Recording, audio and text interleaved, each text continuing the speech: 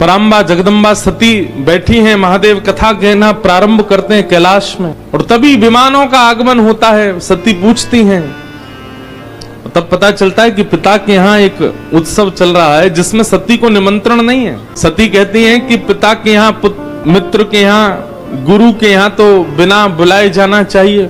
महादेव कहते हैं अच्छी बात है, बिना बुलाए जाना चाहिए, पर यह बात याद रहे वहां जाकर के यदि विवाद होता हो तो नहीं जाना चाहिए। हमें पता है कि हमारे जाने से, हमारी उपस्थित होने से वहां विवाद हो जाएगा, तो फिर क्यों जाना। लेकिन बहुत समझाया, सती नहीं मानी। अब सती का भी स्वभाव ऐसा माताओं का रहता ही है कि पति में और पिता में ज्यादा दिन कलेश रहे ना, मैं बीच में आके कुछ सुलह करवाऊं। सती गई, महादेव ने गणों को भेजा, क्योंकि पता था कि महादेव कौन है, दिव्य दृष्टि है उनकी, वे जानते हैं कि वहां उपस्थित होने से कलेश होगा, इसीलिए गणों को भेजा।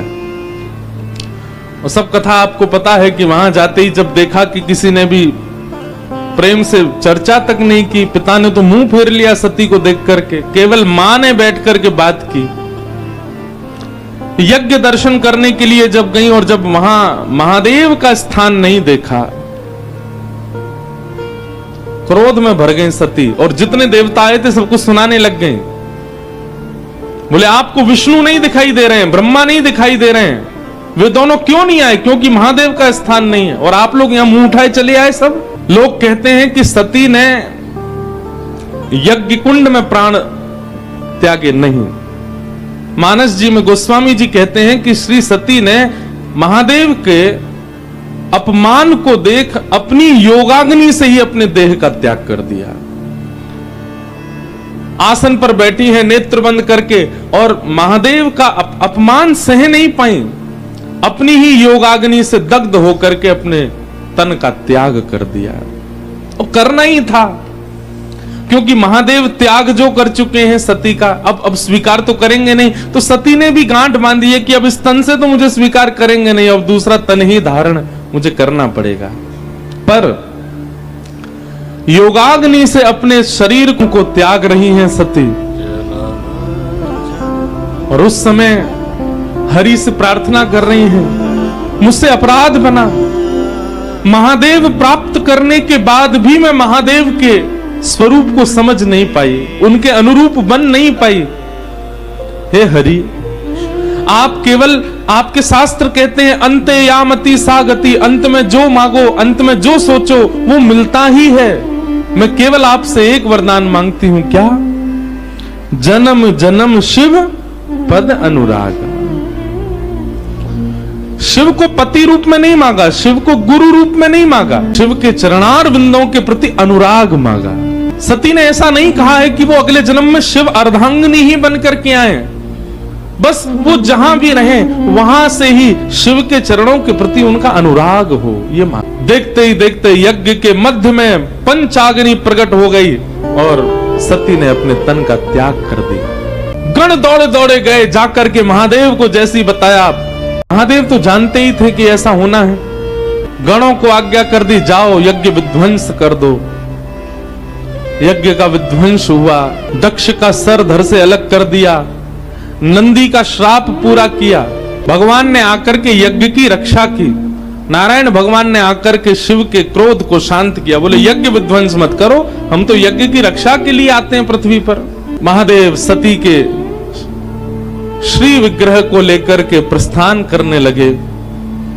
जहां जहां अंग गिरते गए वहां वहां योग पीठ प्रकट होती गई।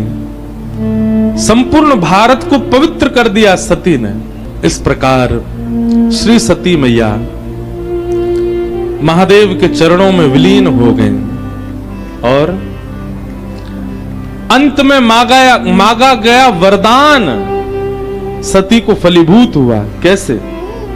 वही सती अपने अंत में जब शिव चरणार बिंदों की कामना करती हैं, अगले जन्म में वही हिमाचल की पुत्री, हिमालय की पुत्री पार्वती के रूप में प्रकट हुई। पराम्बा जगदम्बा श्री पार्वती मैया की, श्री पार्वती जी का प्रादुर्भाव हुआ। पार्वती जी के हिमालय में प्रकट होते ही हिमालय का स्वरूप बदलने लगा। हमारे घर में संतान के आने पर घर का व्यवहार, घर का स्वभाव, घर के जनों के मन की स्थिति से पता चलता है कि बालक कैसा है। घर में बालक उत्पन्न होते ही माता पिता के मन में होता है कि अब हम कहीं घूमने जाएं, कुछ ऊधम मचाएं, कुछ उपद्रव करें या कुछ संसारी कामनाओं के प्रति रुचि बढ़ती है तो कहीं ना कहीं बालक संसारी ही है। लेकिन जिस बालक के उत्पन्न होते ही मन में भाव आए अब रामेश्वरम चलें, अब तो बद्रीनाथ चलें, थोड़ा वृंदावन होके आए, काशी विश्वनाथ प्रणाम करके आए, संत जनों को घर पर बुलाएं, घर बुला करके पधरामनी करवाएं, घर में सुंदरकांड का पाठ कराएं, रामचरितमानस कराएं। बालक के उत्पन्न होते ही ऐसी विचारधारा प्रकट होने लग जाए तो समझ जाना कि भगवत भक्त ही है, क्योंकि उसके आते ही सबकी विचारधाराएं परिवर्तित हो रही हैं। पार्वती जी के हिमालय में प्रकट होते ही, ये हिमालय जहां संतों का निवास अति बताया जाता है, हमें दिखता नहीं है पर हिमालय में लाखों संत रहते हैं, गिरी कंदरा में रह करके भजन कर रहे हैं। ये कब से प्रारंभ हुआ? जब से पार्वती जी का वहां प्रादुर्भाव हुआ। ऐसी योजनाएं बनने लगी कि वहां भोगी व्यक्ति रह ही नहीं सकता। हिमालय में भोगी व्यक्ति नहीं रह पाएगा, हिमालय में तो योगी ही रह सकता है। और इन योगियों को अपने योग साधना के लिए अनुकूल हिमालय कब से लगने लगा? जब से पार्वती जी का प्रादुर्भाव। तो कई बार संतान घर में उत्पन्न हो, उस समय घर के सदस्यों की विचारधारा से पता चल जाता है कि संतान कैसे। पार्वती जी का प्रादुर्भाव हुआ, सब जगह समाचार पहुंच गया, पर्वतराज हिमालय की पुत्री ने जन्म लिया है। संत जन हिमालय पर जाकर के अपने अपने डेरा जमाने लगे, शुभ संकेत होने लगे, सब जगह भजन साधना आदि सब योग बल प्रारंभ होने लगा। नारद जी महाराज को जब ये समाचार पड़ा कि हिमालय के यहां पुत्री ने जन्म लिया है, नारद जी पहुंचे और हिमालय ने खूब स्वागत किया, सत्कार किया। संत पधारे, चरणों में प्रणाम करके अपनी कन्या को जैसे ही गोद में दिया, पूछा महाराज इस कन्या के विषय में कुछ बतलाइए, ये कन्या कैसी होगी, इसके गुण बताइए, इसके बारे में कुछ कहिए ना। आपने महादेव के दर्शन किए यहाँ रामेश्वर भगवान के, और रामेश्वर भगवान के दर्शन करने के बाद आपने पार्वती जी का दर्शन किया। यहां पार्वती जी चतुर्भुज रूप में खड़ी है, चतुर्भुज रूप में विराजमान है। हमारे एक पंडित जी बोले नारायण भगवान यहाँ क्यों खड़े हैं? मैंने कि नारायण नहीं है, पार्वती जी हैं चतुर्भुज रूप में। यहाँ पर भी विवाह उत्सव, ये पराम्बा है, जगदम्बा है। अब यहाँ पर गोस्वामी जी ने नाम दे दिया, नाम उमा अंबिका भवानी। ये भवानी है, पूरे विश्व की मैया हैं, इनको प्रणाम करो, वंदन करो। आपकी इस लाली में सारे गुण हैं, सर्वगुण संपन्न है आपकी कन्या। और सबसे विशेष गुण पर प्रकाश डालते हुए नारद जी महाराज कहते हैं, आपकी जो ये लाली है ना, ये ब्याह के बाद अपने पति की अति प्रिय होगी। इनके जो पतिदेव होंगे वो इनसे बहुत प्रेम करने वाले होंगे, इसलिए आप बिल्कुल चिंतित मत होइए, आपकी लाली में सारे गुण ही गुण हैं। हिमालय महाराज बोले आप तो गुणी गुण बताते जा रहे हो, कोई अवगुण नहीं है क्या? पृथ्वी पर यदि आप जन्मे हो तो यह बात निश्चित है कि आपके अंदर अवगुण होगा ही होगा।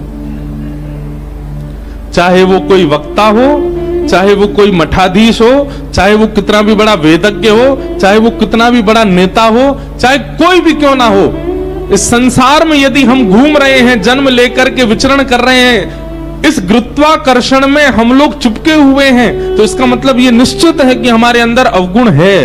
कोई सर्वगुण संपन्न नहीं है इस संसार में, सबके अंदर अवगुण होते हैं। गुण ज्यादा होते हैं तो स्वर्ग में रहा जाता है।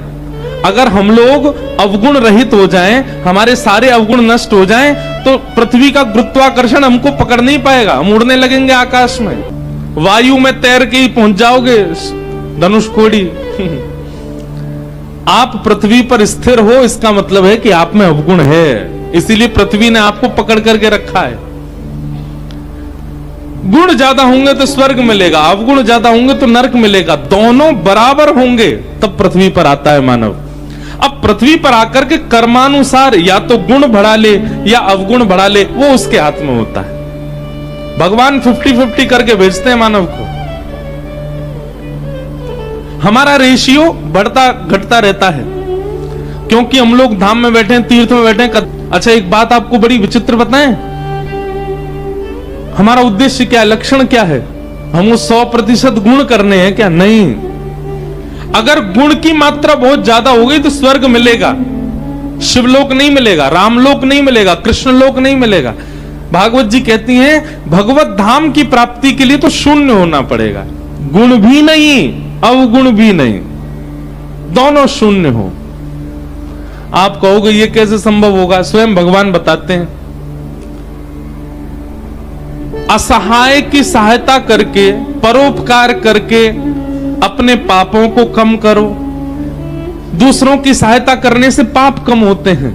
और उपस्थित भोग भोगने से, जैसे ब्याह कर लिया, धन हो गया तो गाड़ी खरीद ली, बढ़िया घर बना लिया, ये उपस्थित भोग हैं। इन उपस्थित भोगों को भोगने से पुण्य कम होते हैं। अब आप कहोगे ये शून्य हो गए, ये कैसे पता चले? जित देखूं उतित श्याम मई है, जिसको देखो उसमें ही राम जी दिखने लग जाए, जिसको देखो उसमें ही गुण दिखने लग जाए, समझ जाना पाप और पुण्य दोनों शून्य हो गए। बहुत विस्तृत है ये भाव, हमने सूक्ष्म में सुना दिया है। हिमालय जी बोले आपने तो पार्वती जी में सारे गुणी गुण बता दिए, हमारी लाली में कोई अवगुण नहीं है? तब तो नारद जी महाराज कहते हैं 2-4 अवगुण हैं, सुन लीजिए। बोले क्या अवगुण हैं? उनको मैंने पढ़ लिया, आप कह रहे हैं तो मैं आपको बता देता हूं।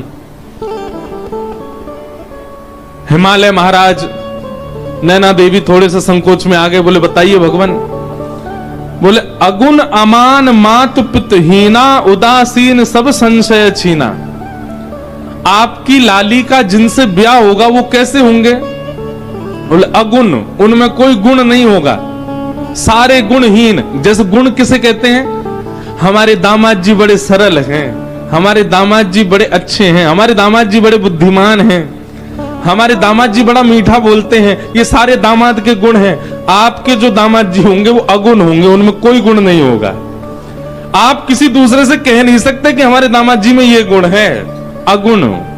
और अमान, मान रहित होंगे। कभी अगर दामाद जी आए और आप उनका स्वागत सत्कार नहीं करो तो उनको बुरा नहीं लगेगा, क्योंकि वो अमान हैं, वो मान रहित हैं। और तीसरी बात तो ऐसी बताई कि महाराज मैना देवी तो अपने छाती पे हाथ रख के बैठ गई। बोले क्या? मातु पितहीना, आपके जो दामाद जी हैं उनके माता पिता नहीं है, आपके जो दामाद होंगे, मतलब आपकी लाली के सास ससुर नहीं होंगे। आज की कन्या होती तो खुश हो जाती, आज की कन्या होती तो बड़ी प्रसन्न हो जाती, बढ़िया हमारे सास ससुर ही नहीं है, केवल पति देव हैं। लेकिन नैना देवी बोली ये कैसा बेटा? बोले फिर ये इसका जन्म कहां से हुआ? बोले कि पूरे विश्व को यही जन्म देते हैं, आपके जो दामाद जी होंगे इनको कोई जन्म नहीं देता। मातु पितहीना, उदासीन सब संशयहीना। उदासीन है, अंतर्मुखी, इसको अंग्रेजी में कहते हैं इंट्रोवर्ट। अपमान सम्मान, इनसे कोई बहुत सम्मान कर दो तो प्रसन्न हो जाए ऐसा भी नहीं है, अपमान कर दो तो बुरा मान जाए, नहीं, कुछ नहीं। दाल रोटी खिला दो तो भी राजी, कुछ मत खवाओ भूखे रखो तो भी राजी। ऐसे उदासीन होंगे आपके दामाद जी। जोगी जटिल अकाम मन, नगन अमंगल भेष। नारद जी को इतना सच भी नहीं बोलना था, पहले ही डरा दिए माता पिता इतने। बोले कैसे होंगे? बोले जोगी जटिल। जटिल किसको कहते हैं? बोले बिल्कुल जड़ के भांति जो होता है। अकाम मन, बोले काम दूर दूर तक स्पर्श नहीं करेगा उनको। अकाम मन, कोई कामना नहीं होगी उनके मन में। जिनकी नगरी में आप बैठे हो उनके गुण सुन लीजिए। अकाम मन। और नगन अमंगल भेष। सब लोग सावधानी से सुनो। बोले कैसे होंगे जिनसे इनका ब्याह होगा? बोले नग्न, वस्त्र पहना दो तो ठीक, नहीं पहनाओ तो कोई बात नहीं, अमंगल भेष। एक कथा हम एक महात्मा जी से सुन रहे थे।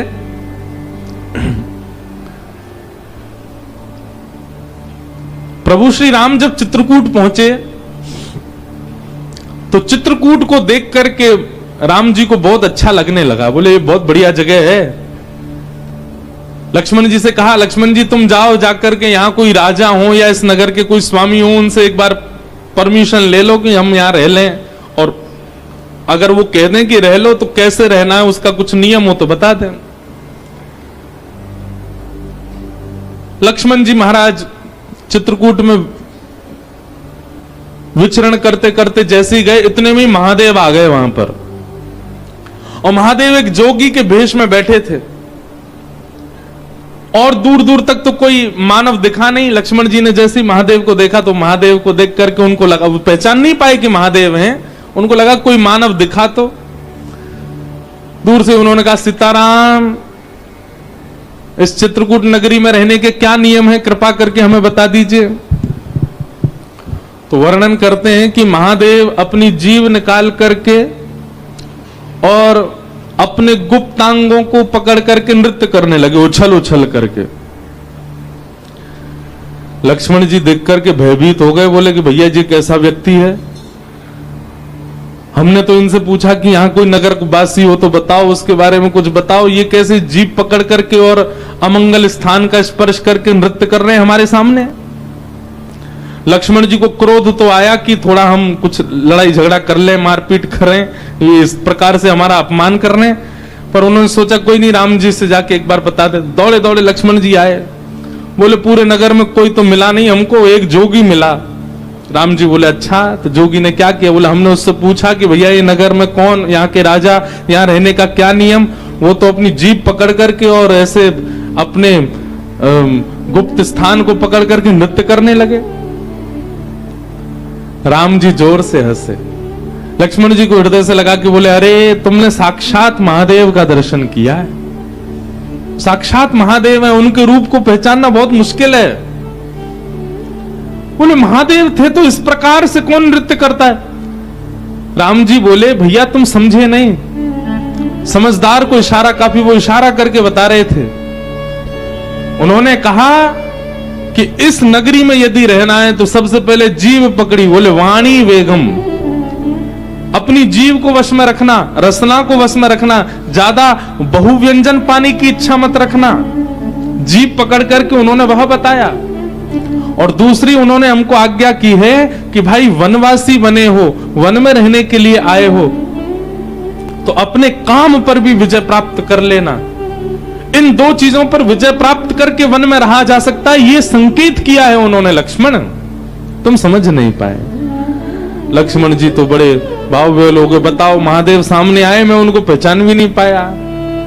राम जी ने दूर से सुनकर के बता दिया कि वो महादेव हैं। तो ऐसे हैं महादेव। अगर किसी की बहुत प्रबल इच्छा हो कि मैं महादेव का प्रत्यक्ष दर्शन करूं, तो संसारी व्यवहारों से पहले अपने आप को ऊपर ले जाना, क्योंकि महादेव प्रकट होंगे, उनके आव भाव गुण स्वरूप को समझ पाना बहुत मुश्किल है, हर कोई नहीं जान पाएगा। नारद जी महाराज बोले, जोगी जटिल अकाम मन नगन अमंगल भेष, ऐसा भेष होगा आपके दामाद का। अस स्वामी एहि कह मिलहि परी हस्त अरि रेख, मैंने इनकी हस्त रेखा देख करके ये पहचान लिया है।